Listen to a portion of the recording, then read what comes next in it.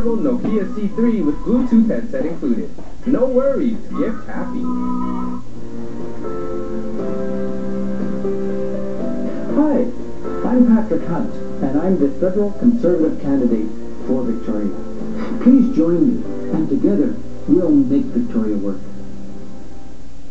CHEK News, sports with Jeff K. Weeknights at 5 and 10.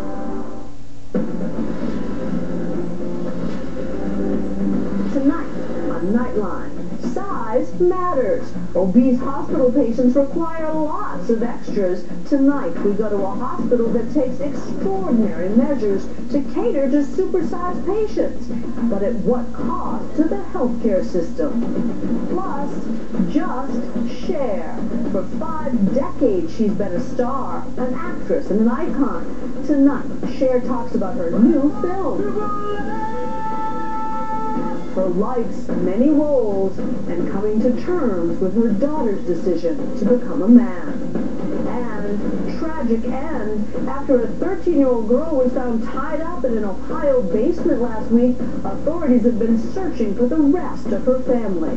Today, the grim discovery. We have the latest.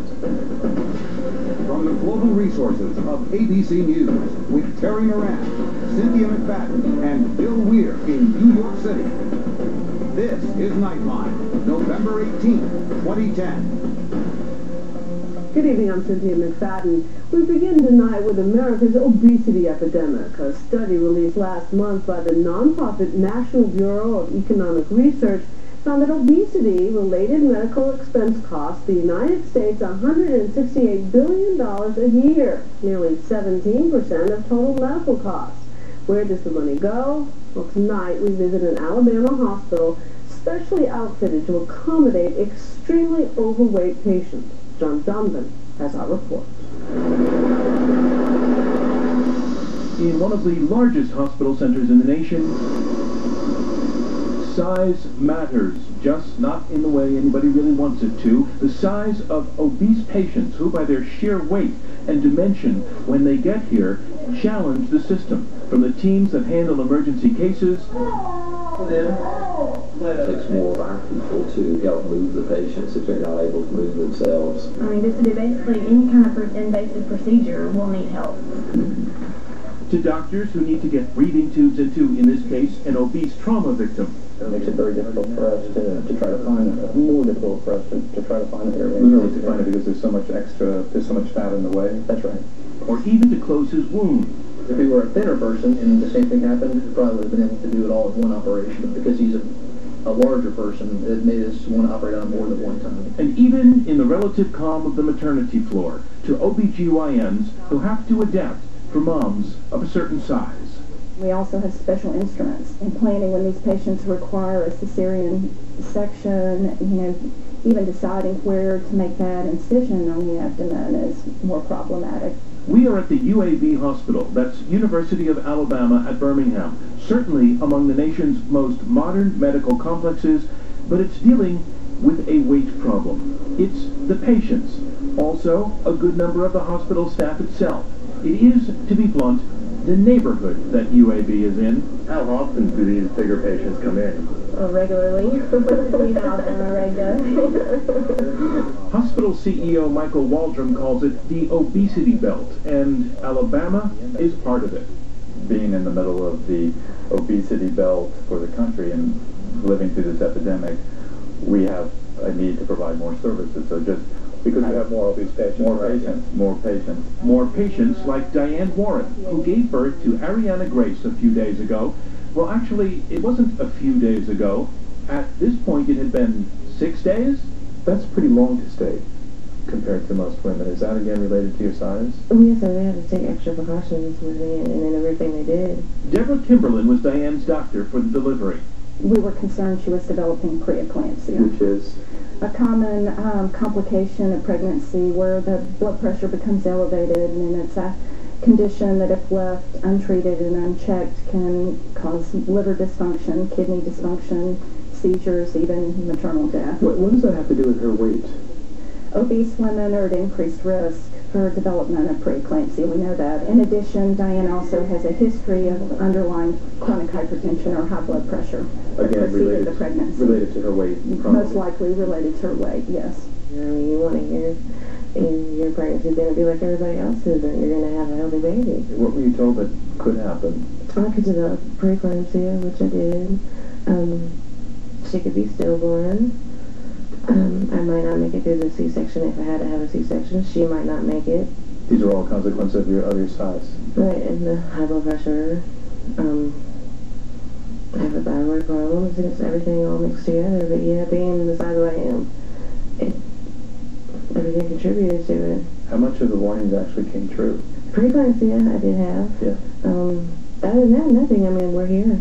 So it's longer stays, but it's also a bigger team needed to assist with the delivery. Particularly when patients are in labor and they have an epidural, for instance, they can't assist in movement in the same way. So it takes an increased number of personnel to move. 4 or 5 people? We had 4 surgeons in Diane's surgery. We had 3 anesthesiologists, 2 scrub techs, pediatric team. It took about 6 to 8 people to get her moved. But let's be clear, at UAB, that honest description of the facts is not intended as a criticism of the patients. If anything, UAB's gone out of its way to make the obese feel comfortable here, investing in oversized beds, designing rooms with plus-size doorways, and this wheelchair, extra large, which may not be so obvious until I roll up a standard-sized chair for comparison. The equipment in those rooms, the beds, for instance, compared to the beds we own, we have to rent beds for that patient population. What does that cost you? It's about 50% more per bed.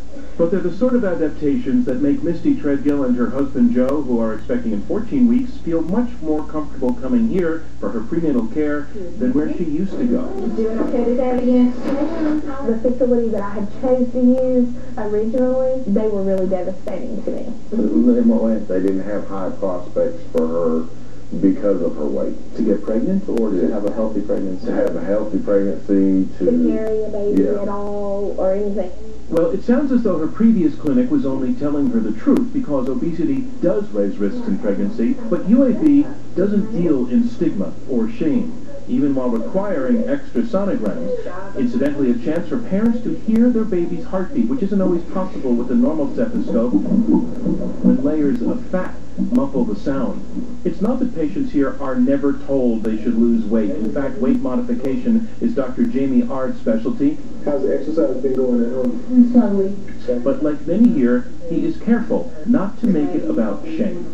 The goal is to lose the weight. A lot of people, unfortunately, avoid medical care because of their weight. They've had a bad encounter with a physician or healthcare provider who didn't understand some of the challenges that they were going through. And so, rather than deal with that embarrassment, they just skip the colonoscopy or they skip the screening test that would have prevented some poor outcome down the road. And so they do come, and they do get care, in a place where, yes, size matters, but just not in quite the same way in here as it does on the outside. I'm John Donvan for Nightline in Birmingham, Alabama. Acknowledging and trying to deal with a complex problem. When we come back from I Got You Babe to If I Could Turn Back Time, Cher has been a box office star for 5 decades. Tonight, our exclusive interview. ABC News Nightline, brought to you by Progressive.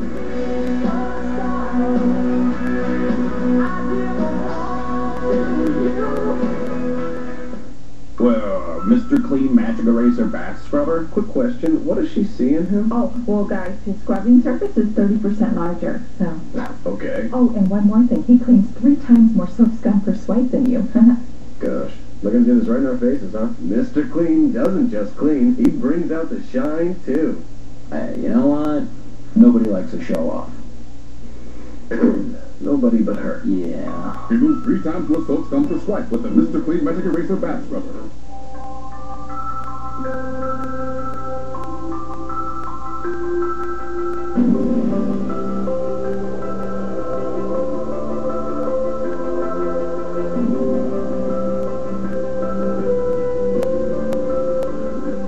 Your winning moment awaits It's at Kia Winterfest, where we're driving change and making everyone a winner. Win $500 to $10,000, plus get 0% financing for up to 84 months, and don't pay till spring.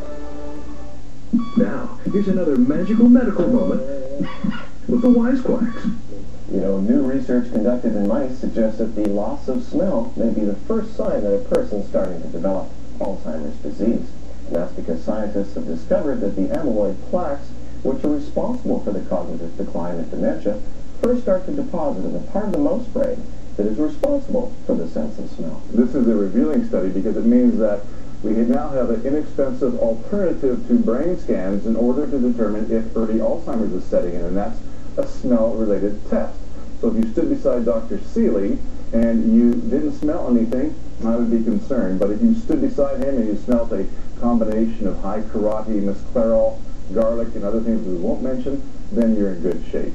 Now there you have another magical medical moment from the Wisecracks. Brought to you by MediChair. Improve the quality of your life. Quadrant Caledonia and in the Sydney Center. Now, here's another magical medical moment with the Wisecracks. You know, latest news reveals that a simple urine test may give the answer to whether or not a child has obstructive sleep apnea. Now, I know a lot of kids snore, including myself, but 25% of those may have underlying serious sleep apnea. And the answer may lie in the fact that a child just has to simply pee in a cup to find out. Finding biomarkers in a child's urine that indicates obstructive sleep apnea is significant because it means now that a test can be developed using color markers. And they would use this from a physician's point of view or a parent's point of view could use it. I'm assuming they're using color other than yellow to determine if your child has obstructive sleep apnea. Now, should your child snore and bedwet at the same time, you may want to redial that stork and order a new model. That's right. There's another magical medical minute from the Wisecracks. Brought to you by CHEK Television, your island's own.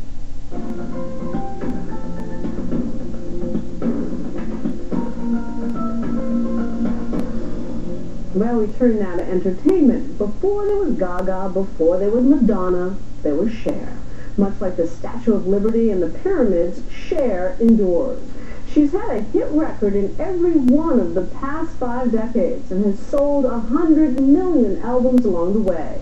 Now at age 64, she's starring in a new film and agreed to sit down and talk about any and everything, including her daughter's painful decision to become a man.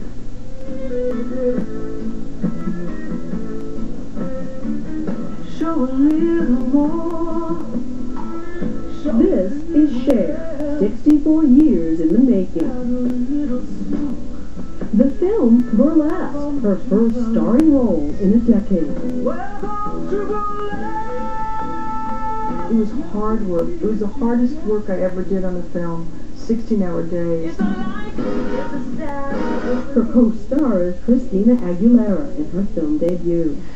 How talented is she, do you think? I think she's very talented. I think she has a really good shot. But, you know, she was not very trusting of me. And I said to her, I will not do any book actress stuff. If you know what you're doing, you can screw around with someone. And I said, I'm here to support you, and I always will. So let's just start there. If you fall off the stage, leg extended, boobs up. Cher plays Tess, the golden-hearted proprietor of a down-on-his-luck club. The role is pure Cher. Tell me what you're looking for. I'm looking for someone who can do the routine. You're going to make me believe that you belong up there. You want to show me something? Show me that. She's tough on the outside and sort of... Well, she's tough all the way through, but she's, you know, no one's tough all the time. So how much like you is she? I think she's quite a lot. No one could have survived as long and as loudly as Cher without being tough. And the two have something else in common. Yes, ma'am. And don't ever call me ma'am again. Ma'am. What am I, my mother? Does anybody in real life call you ma'am? Nope. People call me ma'am. I just go, what? No, I'm Cher. Oh, I'm not Miss Cher. I'm not ma'am. I'm just Cher. Just Cher seems to be plenty good enough, even when she's acting with people less than half her age. The girls were mesmerized with the fact that I was my age. could not believe it, could not compute it. Like when you're 29 and your co-star is 64. You're keeping up with them. I just said to my body, do this. This is what I need you to do. And it did, though she's no fan of getting older. I would love to be like those women who are just so happy with their age and, you know, just feeling that they've never been better and all that. But I just don't believe it. You know, I just, for me, it just older age gets in my way. She says her pal Meryl Streep, who she co-starred with in Soapwood 27 years ago, is an exception.